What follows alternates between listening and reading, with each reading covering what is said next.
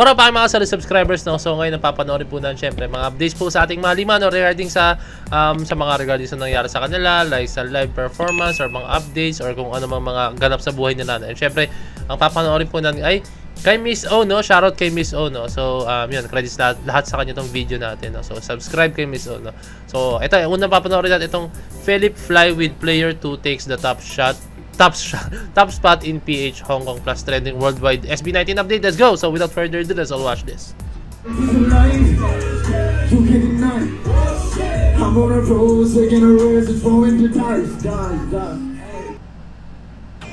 Philip's Fly with player 2 takes the top spot in Philippines, Hong Kong, plus trending worldwide.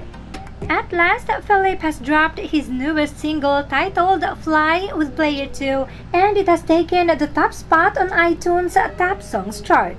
Yes, nasa number 1 ito on iTunes Philippines, maging sa iTunes Hong Kong.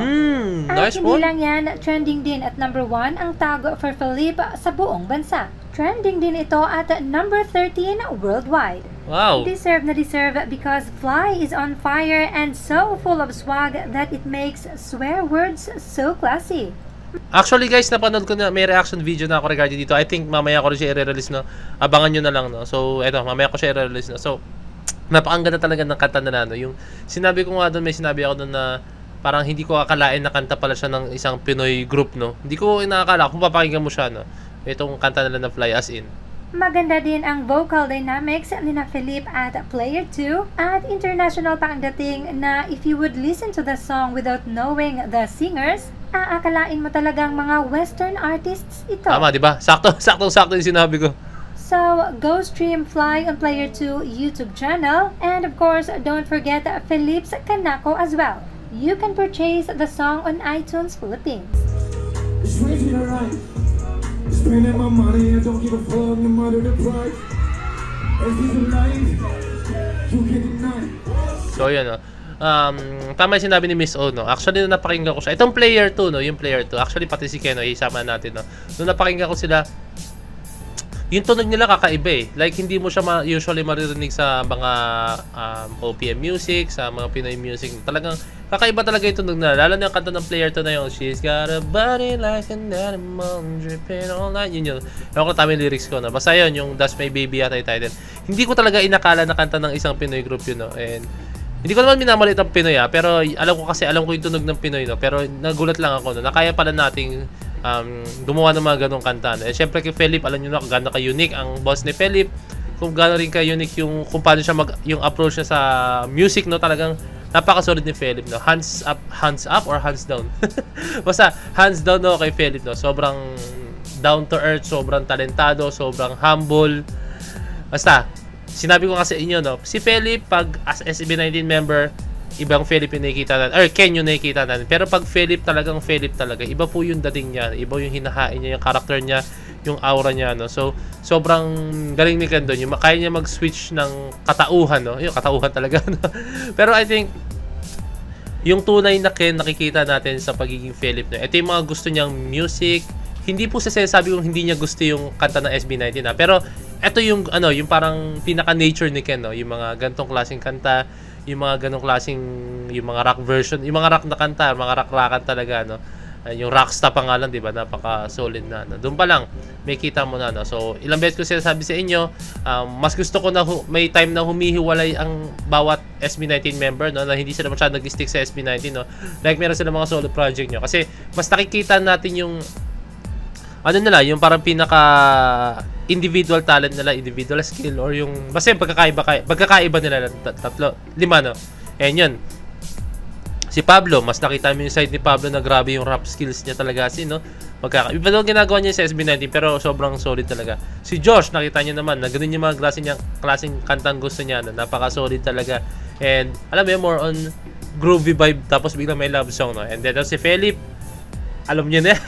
Nako, grabe si Philip. And then si Ja, nag-release siya, yung latest niya, yung Sunday morning cover, no? Parang si Ja, yung nag-release siya, parang siya yung pinaka bright side or parang pinaka cool side or ano, brighter side ng SB19, no? Siya lang yung halos na walang darker side, no? Ewan ko kung paano i-explain, basta yung dark feels or like si Ja, parang yung kung silang tatlo, nag-release sila ng kanta, parang laging simula is medyo may darker side like, ano ba? Hindi ko ma-explain eh. Basta yung kay Ja, iba siya. Medyo ang cool ng vibe ng kanta niya talaga. And then, Stel, galaw-galaw tayo Ikaw na lang. Ikaw na lang hinihintay namin. Ano na? Kahit cover song lang, mag-release ka po please. Or ano. Alam mo na yan. Let's go. Pablo enjoying Japan, Josh off to Korea, Justin in Hong Kong, Ken and Style in Pinas. Dami Ito na nga ang latest update para sa ating mahalima. Ken and Style are both in the country. Pinaka-latest ni Ken ay nag-live ito sa TikTok with his online game. Si Style naman ay nag-pamper sa kanyang sarili sa Avignon Clinic. Let's go, Stel. On the other hand, base sa IG story ni Josh, it looks like he's off to Korea. Justin is also enjoying Hong Kong. At si Pablo din with his family in Japan. Sarap, Japan. Isa sa mga bansang gustong-gusto kong puntahan dahil sa anime.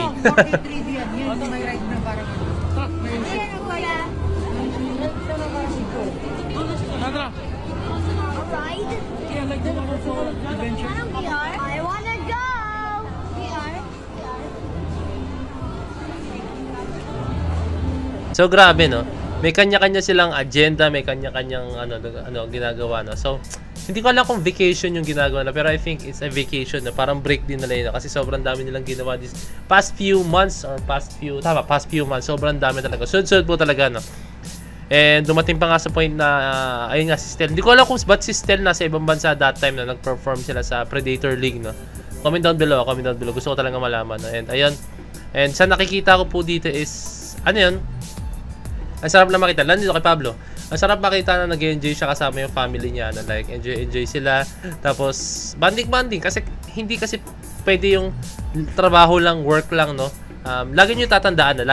Actually, sa lahat po ng pinagtanungan ko, and mostly ang sagot talaga nila is family comes first po talaga. No? Yun po talagang dapat lagi nyo unahin. No? Yung career, nandyan yan. Yung opportunity, syempre, minsan may once in a moment yan. Like, syempre, i-grab natin. Pero, alam mo yun, magkaroon tayo ng time sa family natin. Pag halimbawa natin meron tayong nakitang time na pwede naman is i-grab natin. Wag yung to the point na mayroon tayong free time pero ibubuhos pa rin na sa work natin. Na parang ano yun, masyado ng toxic yun. Para sa akin, masyado ng toxic yun. No? Wala ka na masyadong social life na. No? Kasi hindi ka makakarating sa point na yan kundi din dahil sa family mo. No? Sinuportahan ka nila and yung iba nga minsan kahit walang sinuporta yung family nila pero parang parang naging motivation nila yun no na mag-push through sa kung anong gusto nilang gawin no? Pero meron pa rin maliit na katiting dyan na sinuportahan ka ng family mo and hindi ka rin mabubuo kundi dahil sa pamilya mo no. So ayun lang no, basta huwag ka makakalimot sa pamilya mo kung di man sa parents mo kung sa family mo, kung meron ka mga anak na or asawa no, huwag ka makakalimot, dapat family comes first whatever happens. So ayun lang yung para sa akin yung parang pinaka motto ko sa buhay no, and marami din may motto ng gano'n no. So ayun, sana tandaan nyo palagi yan. Tulad ng ating mahalima, hindi sila nakakalimot sa kanilang family. And as always, talaga may kita mo yung respeto nila sa kung saan sila nagmula talaga. No? So, ayun lang. Enjoy lang natin yung mga nangyayari ngayon sa ating bansa and syempre sa ating P-pop community. Let's go. So, yun lang. Kung meron guys pa, comment double message nyo sa Facebook page ng Point to Pin. So, this is Point to Pin signing out. Peace, let's see.